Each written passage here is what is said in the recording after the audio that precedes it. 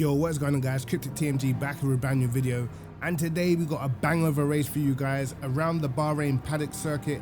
Now this circuit is pretty much all action, man, and this field was quite strong. I can't even lie, I qualified like 10th in the Aston, and let me just tell you guys, if you're in anything else apart from a BMW or maybe a Corvette, you're up against it.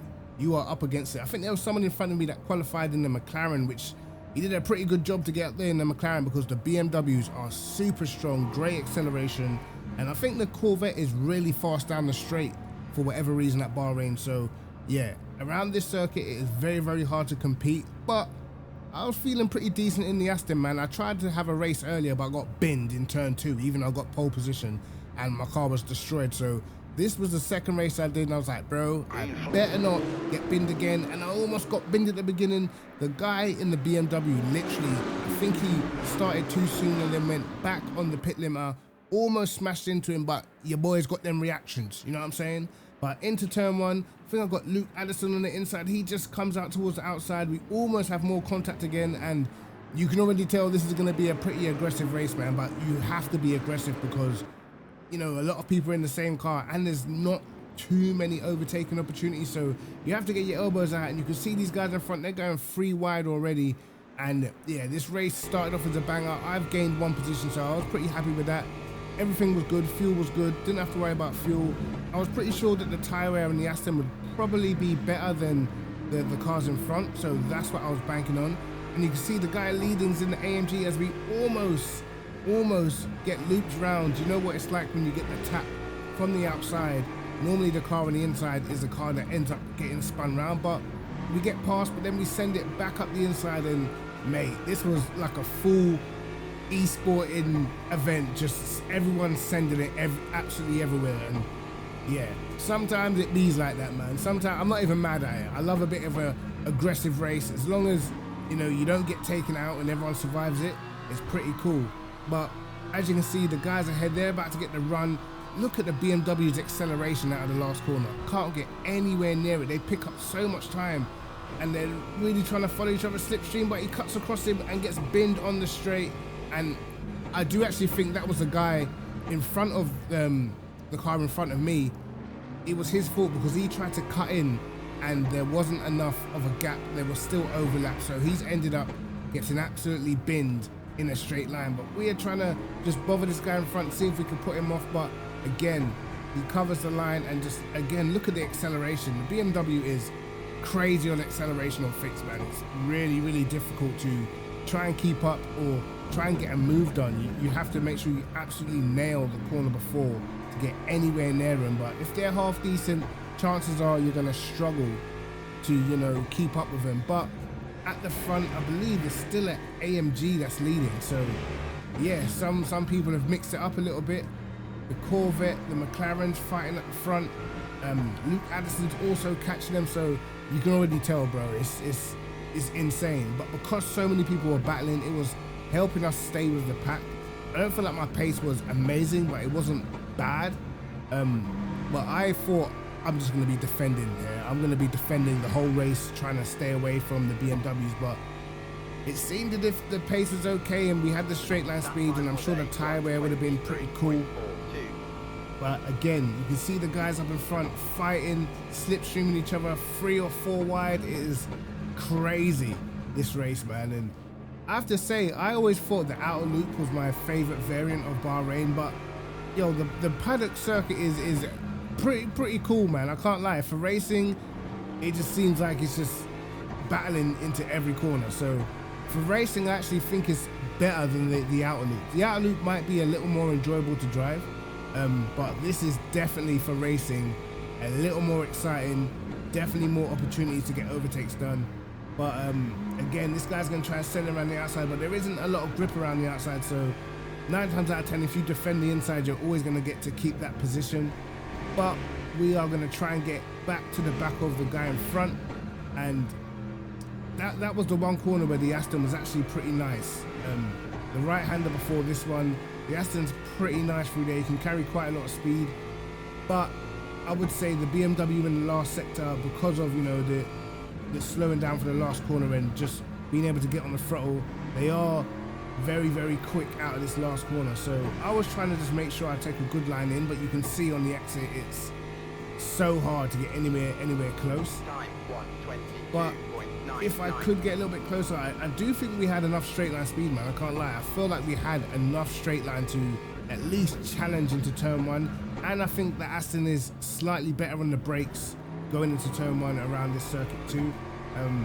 Where some of the front engine cars struggle, maybe a little bit of the rotation in the slower corners. But, you know, I think I've tried the Lambo around here. The Lambo rotated really nicely, but it just didn't have the speed over a whole stint to stick with these cars compared to the pace that I have, or when I tried the BMW, and the pace that I have in the Aston at the moment. So yeah, but again, the Lambo felt pretty nice to drive around here as well, so maybe you guys should give that one a try out too. But you're gonna be defending a lot, that's all I will say. But moving on now, and we are just literally trying to stay with the pack. You can see all the guys who were not in either the Corvette or the BMW, they started to drop back now.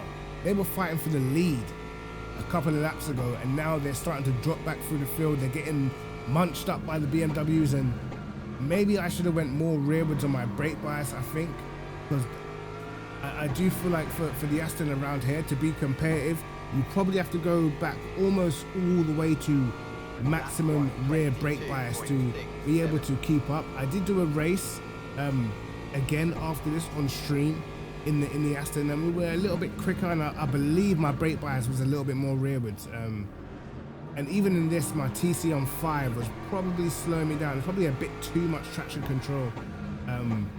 And maybe I'll do a video explaining traction control and what you want to achieve when you're picking your TC settings, because, you know, if you have too much traction, you're definitely going to bog yourself down. You can play it maybe too safe and end up losing a lot of lap time. Now, I probably played it a little too safe using 5, which may, you know, it's not a massive difference from what I would use. I'd probably go 440 instead, but it's just that little bit of extra understeer and that little bit of loss of acceleration when the TC kicks in, and that's the main issue. That's what can cost you some time, particularly like a circuit like this where you need to be punchy out of the corners. You don't need the TC bogging you down. You just have to control it with your right foot a little bit. You definitely don't need to be bogged down. You can see the green lights flashing on my dash whenever the TC kicks in, so that's probably one of the reasons as well why the BMW was getting away so much, even though of course it is definitely stronger on acceleration. But guys ahead battling in the McLaren and the AMG. Not too many people using the McLaren, but this guy in front, he's doing a pretty good job. I think his name was Alexis, I believe, or something like that. He was doing a good job in the McLaren, man, because I don't think it's the best around here, but he's getting absolutely sent. He's got a little bit wide there. Can I get the run? He's on the inside for the next corner. I'm on the outside. We already know there's not a lot of grip on the outside. Slightly better straight line speed from us, and AMG slowed down. I'm not sure whether he nudged him or whether he got an illegal overtake or something like that, but he's had to slow down and let us all through, so chances are he had an illegal overtake on the McLaren and had to give the place back. So unfortunately for him, he's dropped back, but fortunately for us, it is all good. But it's still kicking off up in front with the guys battling for the lead, and you can see they've got a small gap, but if they keep on battling, that's going to help us close back up. Normally on a circuit like this, if you battle a lot, you're just going to lose a lot of time, and before you know it, we're all going to be back together. And you can see there's still about 8 of us in the same frame at the moment. Still about 8 of us nose to tail. The pace was up and down. The leader's now only doing 23.4, so he's like a second slower than the guy at 4th at the moment. So yes, definitely you're going to see the pack converge a little bit. We're going to just try and keep it clean, try not to lose positions, because when you are this close, it's very hard to attack and not lose positions, because if you do get blocked or anything like that, you're definitely going to end up being under attack by the guy from behind. So the guy in the Corvette now, he's managed to take the lead. He's managed to get the lead. They all sort of converged into turn 3, And now you can see them battling. Addison's trying to send it up the inside, and it is getting tetchy, lads. It is getting tetchy, but that is bringing us all back together. You can see the gap closing.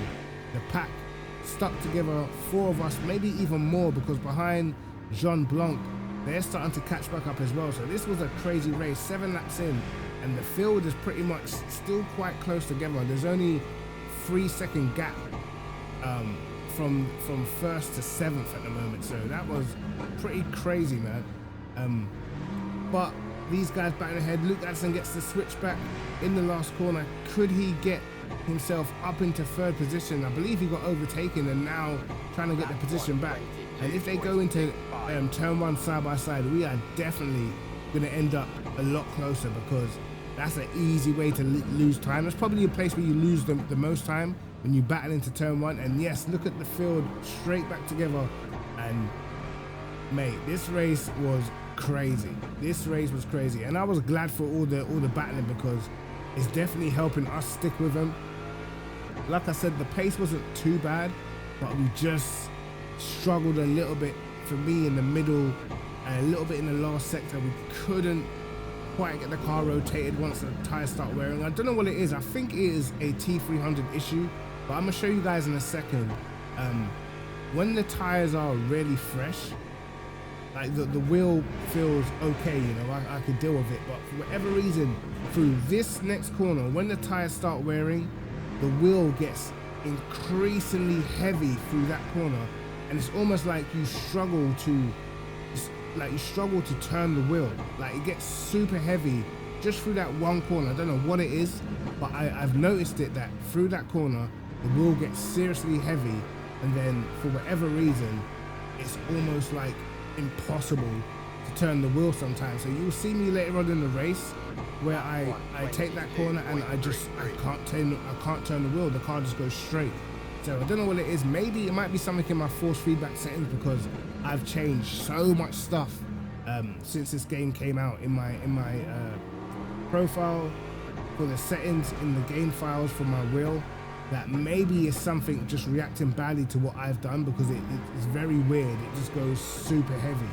So I need to fix it. If I could fix that, definitely over the stint of the race, I wouldn't make so many mistakes from that corner. If you watch me often enough, you'll know when I get to that corner, a lot of the time you'll see me after a few laps, I start going wider, or I have to end up braking really, really early to get the car turned in, or the wheel just feels like super heavy. You might see it now. I'm not sure if it will happen again now, but you'll definitely see it during this race. It will go heavy. I'll try and brake, and I just cannot turn. Literally can't turn, and I end up losing quite a lot of time. But we're still with the pack. Guys still battling ahead. 7 minutes to go, and this race goes by pretty quickly, but at the same time, it's so action-packed that you kind of just have to, whenever you got opportunity, you have to just get the moves done. You can't really mess around, and that's why everyone, I feel like, is super aggressive around this variant. Normally when I do the outer loop, it's aggressive, but it's not crazy aggressive. With this one, the races I've done so far, this one feels like it is crazy aggressive, and I'm not sure why that is. Maybe it's just the way how it is at the moment in terms of the game in general. The online lobbies, they are tending to be a little bit more competitive now. Split one, there's a lot of fast guys, man. Like, I didn't do a hugely bad lap in quali, but I was still 10th. What did I get? I think I got maybe like a 22.3 or something, 22.2, and I was still 10th. So the lobbies in terms of speed and quality are you know, they've improved, but the racing at the moment, although the racing in this race has been good, the racing, man, some of the driving etiquette is out the window. And there you go, there's the heavy wheel again, pushing me deep into the corner, trying to get the car turned. It just doesn't want to turn, but I'm going to look into my settings and hopefully we can fix that. But still, you know, 6 minutes to go, and there's only 3.5 between us from 7th to 1st, so you can see, again, all in the same shot. No one's really been able to pull away because everyone's just been battling. So the moment you think you've got some clear air to push, you're just getting caught by the guys behind. But I think the top 8 now breaking away from the rest of the pack. We're pretty much all doing mid-22s at the moment, so that's what's making it difficult. The McLaren still doing pretty well, still all over the BMW, so they're battling. McLaren goes for a switchback, hits the back of the BMW. He would have definitely got some damage on his front end, and I'm sure the BMW got some rear damage as well. But yeah, as he says thank you in the chat, so yeah, he definitely got some rear damage from that. I don't feel like the McLaren meant to do anything dirty. He probably just went for the switchback and didn't expect the BMW to brake so early. But that theoretically should help us. We've got no damage at all. So if these guys start struggling with understeer or anything like that, we need to be there to capitalize. And as I said, that was the one good corner. And again, look how the car just, I find it so difficult to turn, and it's just, I don't know, man, it's just weird. It's a very, very weird thing. The guy in the Corvette now beginning to stretch his legs. He's got a gap over us of about 4.5 seconds. He's got a little gap at the front as well. And Luke Addison, I believe, is getting a run on the guy in second position, so he's gonna try and make that overtake.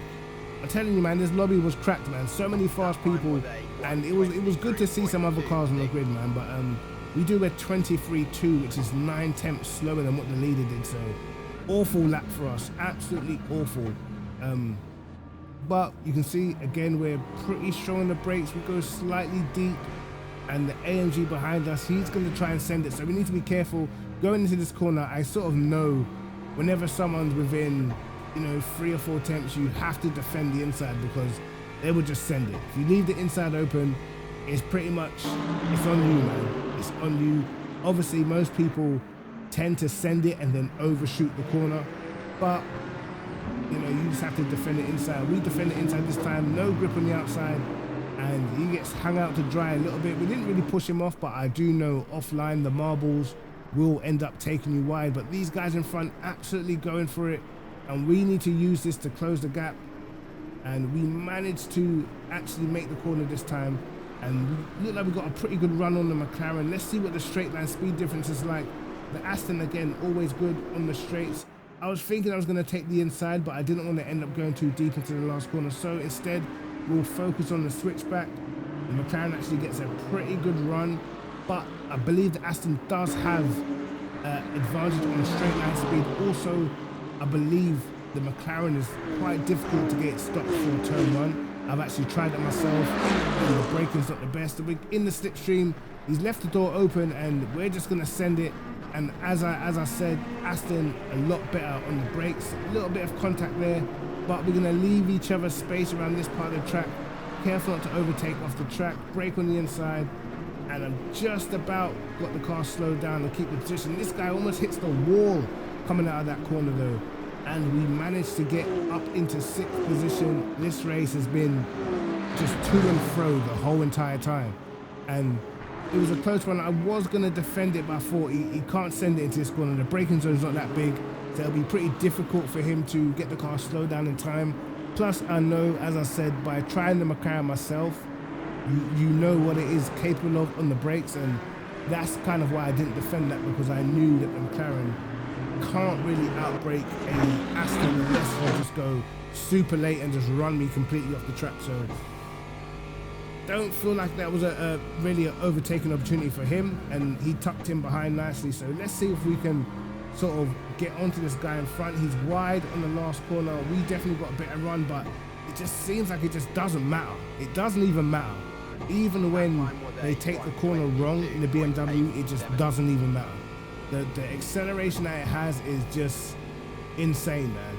And I don't know what it is, but in the fixed setup, I still would say the BMW is probably most people's #1 pick, because the car is just super, super strong. But, you know, we do have the Bahrain 8-hour coming up soon, and the story will be much, much different when the setups are open. The BMW doesn't really gain as much from an open setup as the other cars, because for the most part, its fixed setup is a pretty good one.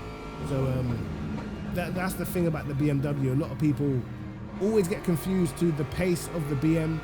You know, is it the #1 car? Is it not the #1 car? I would say in fixed, it is probably #1 most of the time, or definitely top 3 most tracks, most of the time, the BMW is like a favored pick, but for open setup, it is in split one, it's very rarely used by split one drivers at the top in open setup because of the struggles that it has with tire wear and the fact that it just doesn't gain as much as the other cars. But this guy's wide again on the last corner, and still we just can't do anything. Even when he's wide and we nail the curb, we cannot do anything to close that gap.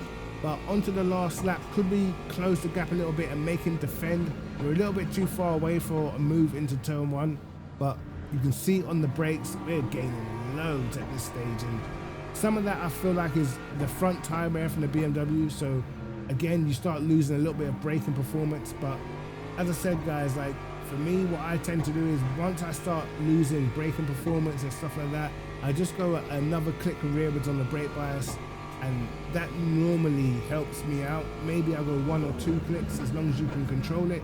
Normally that helps get the car rotated and doesn't make the car feel so lethargic into some of the corners. But these guys still up ahead, battling side by side, still battling on the last lap. The leader now has definitely got off 6 seconds down the road. We managed to keep it within 3 seconds for most of the race, but now he's got clear air and no one to defend against. He's really flying along. I think Luke Addison got up into 2nd position as well, and he's pulled away. He was actually catching that Corvette, I believe, at the front, so that was pretty interesting. But through the last corner, last lap of the race, we've managed to get up to 6th position, and I can't lie, I was pretty happy with that, man, because I felt like a lot of the other guys were faster, but we finished in 6th. And yeah, it was definitely a good race, man. Enjoyed it a lot. Hope you guys enjoyed it too. Anyway, guys, if I was you, I would test out this circuit, man. It is definitely one of the more fun circuits. But Triptych TNG, like and subscribe. Hit the notification bell to catch my videos first. And peace. Cocoa butter smooth, scent of honey bloom. I smile as the room chases away the gloom. An African queen, her beauty reigns.